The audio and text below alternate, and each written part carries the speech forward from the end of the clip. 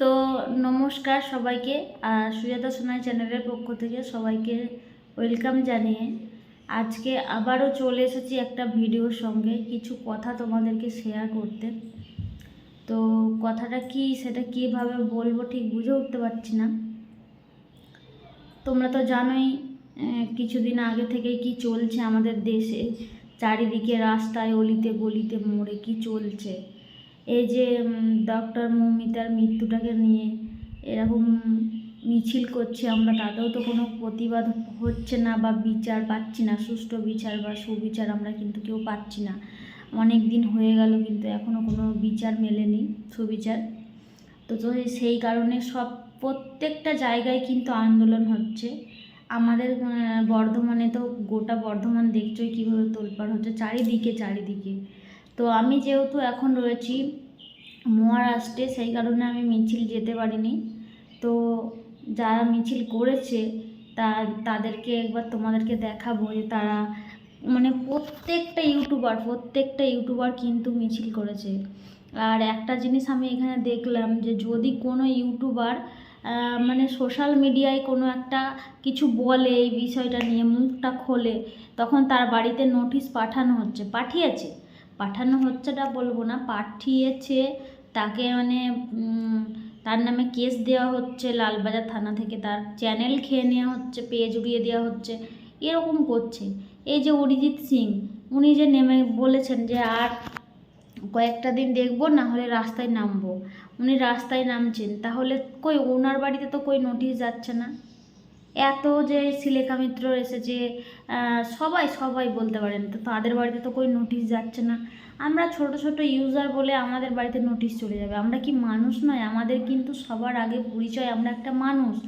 আর বড় কথা হচ্ছে আমি একটা মেয়ে হয়ে আর একটা মেয়ের এরকম ভাবতে পারি না। আজকে যদি আমার সাথে এটা হতো, আমি তো চোখটা বন্ধ করে এটা ভাবলেই আমার চোখে জল চলে আসছে যে যদি আমার সাথে এটা হতো তাহলে সেই মুহূর্তটাই আমার কতটা কষ্ট হতো, কীরকম হতো। কালকে আমার নিজের একটা মেয়ে আছে, রাস্তায় পাঠাতে আমার ভয় করবে, চিন্তা হবে। আর যদি এই বিচারটা ঠিকঠাক করা হয় না, তাদের একবার এই মাথার এইখানটায় যখন আসবে না এসব চিন্তাগুলো, তখন একবার হলেও গায়ে কাঁটা দিয়ে উঠবে যে না, এই কাজটা করব না, এই কাজটা করলে কিন্তু এরকম একটা শাস্তি হয়। আর সত্যি কথা বলতে আমি একটা জিনিস দেখলাম, ডক্টর মৌমিতার যেদিন থেকে এই মার্ডার করার পর থেকে দেখলাম যে এত মিছিল, এত আন্দোলন, এত স্লোগান দেওয়া হচ্ছে, তারপরে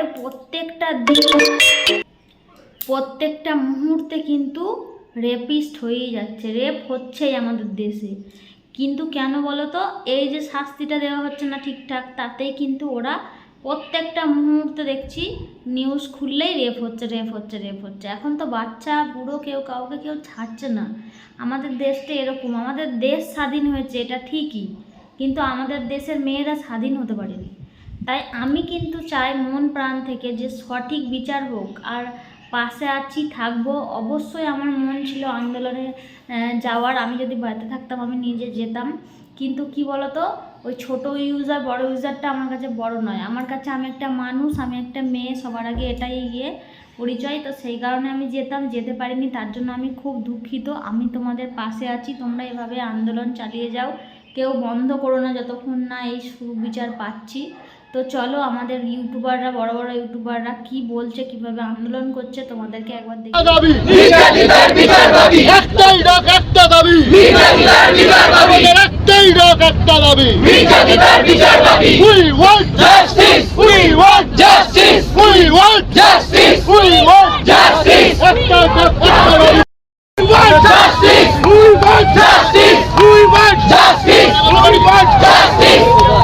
দেখো আমরা চোখের সামনে সমস্ত কিছু তো দেখতেই পাচ্ছি। আমরা যেটা চাই, আমরা না এত কিছু বুঝি না, এত পলিটিক্স, এত রাজনীতি, এত কিছুর বাইরে বেরিয়ে আমরা চাই যে একজনকে ধর্ষণ করা হয়েছে, তাকে খুন করা হয়েছে, এবং সেটা আজকে আরজি করের ডাক্তার, কালকে সেটা আমার ঘরের মানুষ হতে পারে, তোমার ঘরের মানুষ হতে পারে, যার কারোর ঘরের মানুষ হতে পারে।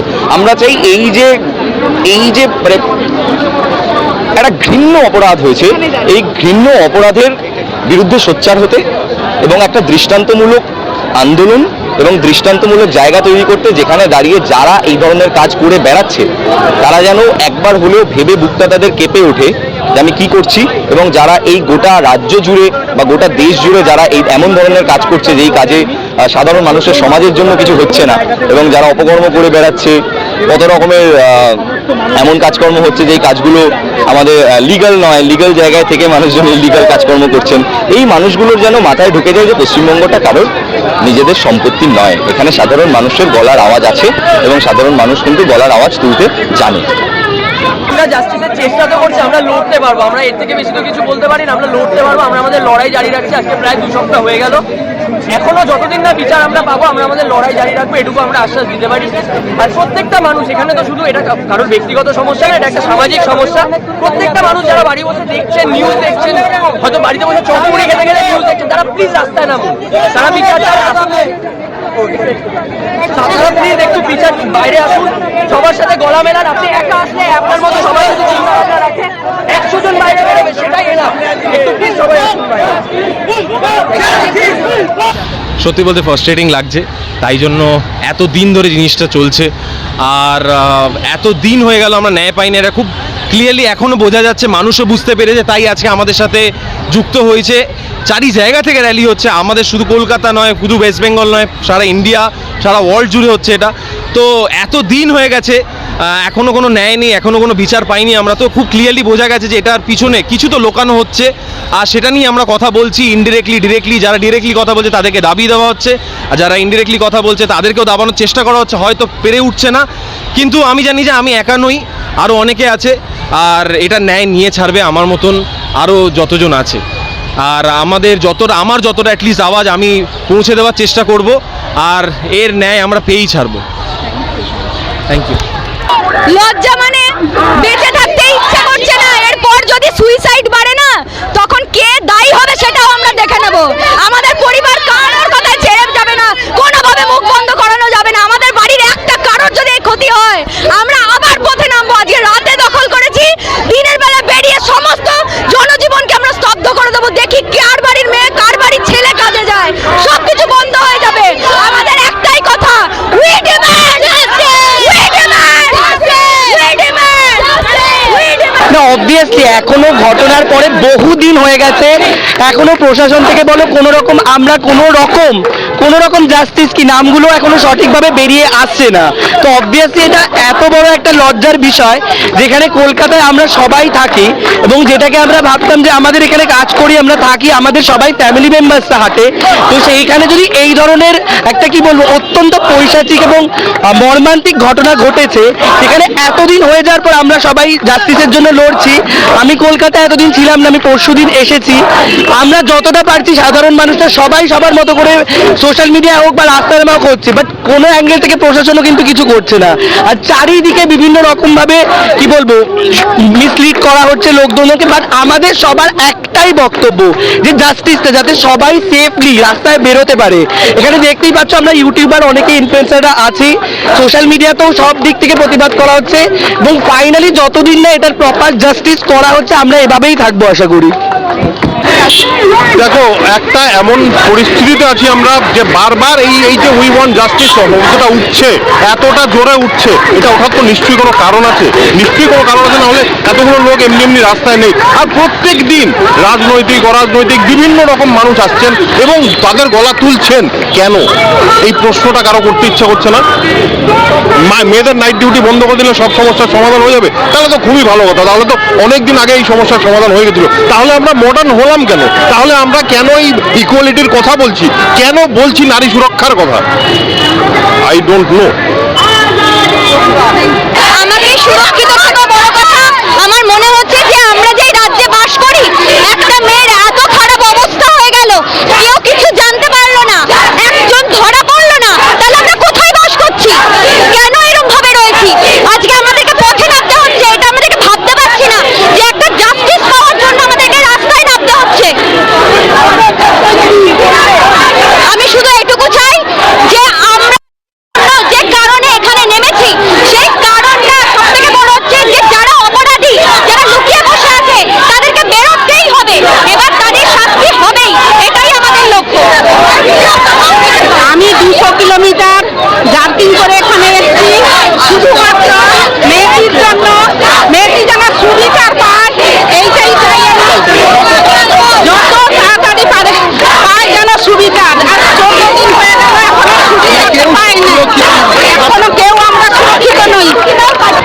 এটা লজ্জার নয়, এটা একটা সামাজিক ব্যাধি। এই জায়গাটাতে দাঁড়িয়ে আমাদের সবার কাছে একটা বড় প্রশ্ন যে এখনো পর্যন্ত বিচার তো অনেক দূরের কথা, আমরা এখনো পর্যন্ত সামান্য ক্লুটাও পাচ্ছি না। সুপ্রিম কোর্টের সিবিআই বলছে যে গোটা বিষয়টার এখনো পর্যন্ত আমরা ঠিকঠাক তদন্ত করতে পারছি না। এটা আমাদের সবার কাছে কনসার্ন। একটা ঘটনা ঘটে যাওয়ার পর এখনো পর্যন্ত আমরা বিচারের সামান্য আশাটাকেও দেখতে পাইনি।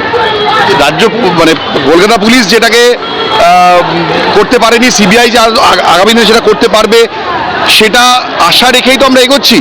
এখন ব্যাপারটা হচ্ছে যে আমাদের প্রত্যেকটা মানে মানুষের মধ্যে আমরা দেখতে পাচ্ছি যে একটা রাজনৈতিক পরিস্থিতি আরও বেশি ডামাডোল তৈরি হচ্ছে। তা রাজনীতি যত বেশি বাড়বে এই বিষয়টা সাধারণ মানুষের থেকে বেরিয়ে যাবে। আমরা যেটা সোশ্যাল কন্টেন্ট ক্রিয়েটাররা মনে করি রাজনীতি এই জায়গাটা দখল করার আগে মানুষকে আরও বেশি সোচ্চার হতে হবে, কারণ এটা মানুষের আন্দোলন, এটা কোনো রাজনৈতিক আন্দোলন ছিল না। তো আগামী দিনে রাজনৈতিক দাবি অনেক থাকতে পারে, কিন্তু আমরা সাধারণ মানুষ, আমরা সাধারণ কন্টেন্ট ক্রিয়েটার, আমরা মানুষের ঘরে ঘরে পৌঁছই।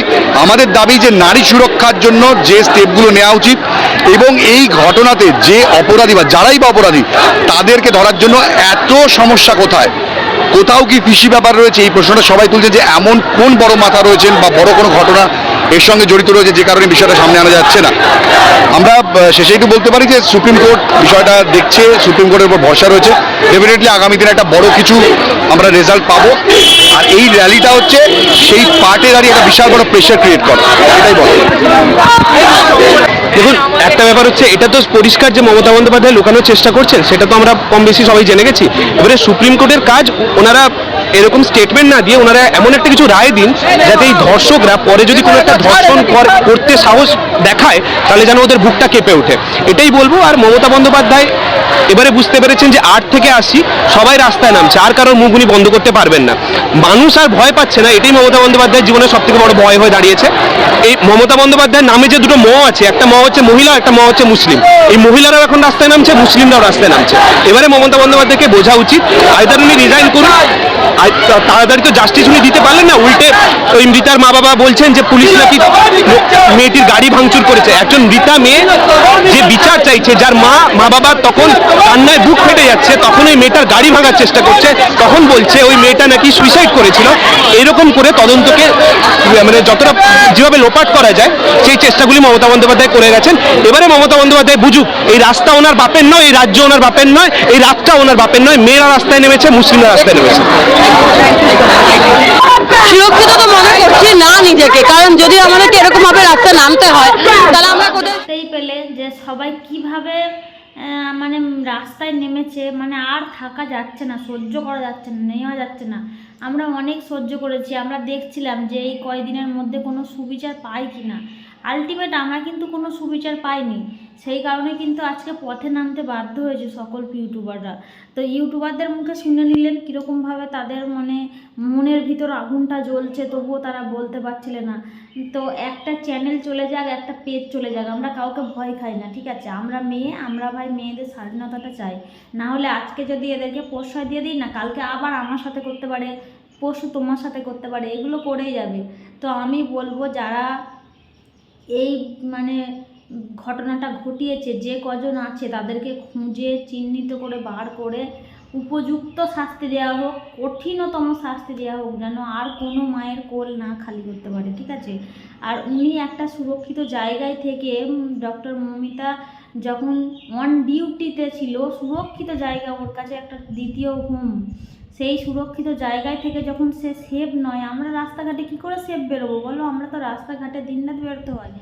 তো সেই জন্য বলবো উনি থাকলে কিন্তু 10টা মানুষকে প্রাণ বাঁচাতেন, আর সেই মানুষটার প্রাণটা নেওয়া হয়েছে। সেই কারণে কিন্তু আজ মানুষ খেপে গেছে, পাবলিক খেপে গেছে, এদেরকে কিন্তু বোঝানো যাবে না, থামানো যাবে না। তো এই বিষয় নিয়ে আপনাদের কি মতামত আপনারা কিন্তু অবশ্যই কমেন্টে জানাবেন। আর সবসময় বলবো পাশে আছি, মেরুদণ্ডটাকে সোজা করতে হবে সবাইকে, আর সবার এক মত হতে হবে, রাস্তায় নামতে হবে, ভয় খেলে বা পিছিয়ে গেলে হবে না। আগামী দিনের কিন্তু আন্দোলন করাটা খুব কঠিন একটা জায়গা আসবে, তখন কিন্তু সবাইকে এক হয়ে লড়তে হবে, এক পথে চলতে হবে, এটাই আমাদের শপথ নিতে হবে। তো যাই হোক, আমি আর বেশি কথা বলবো না, এটাই বলবো আমি কিন্তু সুষ্ঠু বিচার চাই। যতক্ষণ না বিচার পাবো না ততক্ষণ ছাড়বো না, হাল ছাড়বো না। তো বেশি বলবো না, এখানেই শেষ করছি। আপনারা অবশ্যই আপনাদের কমেন্টে মতামতগুলো জানিয়ে যাবেন যে আমার সঙ্গে আরও কে কে একমত আছেন।